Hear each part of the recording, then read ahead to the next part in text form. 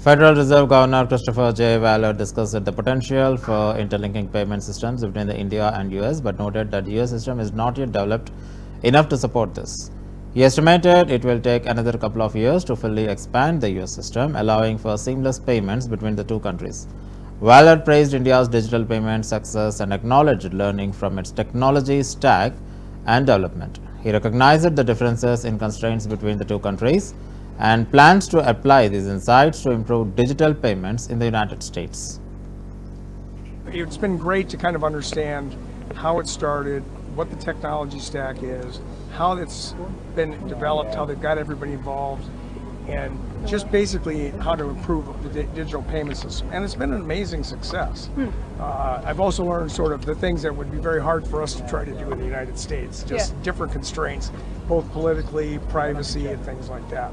But nevertheless, it helps me go back and think about how we could move things forward in the US. Well, you spoke a lot about interlinkages between the fast payment systems here in India. Of course, we've had the UPI and we've had several bilateral agreements with various countries for those kind of linkages. How soon before we hear something with the US?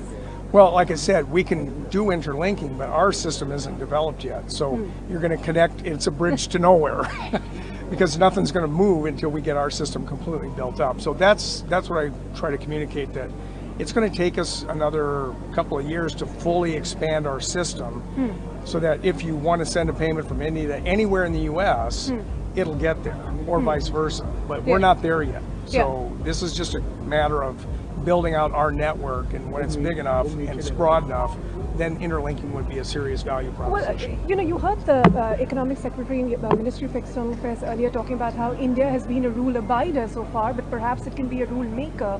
When you talk about the fintech innovations, perhaps in that theme, with the kind of technology India has built with fast payments, are you looking at some sort of technology transfer, some sort of partnership to build your fast payment ecosystem back in the US? Yeah, I mean, the technology part of interlinking is actually the easiest part. The hard part is the legal, the governance, rulemaking, and that requires people to sit down in a room and agree on the way things are going to get done.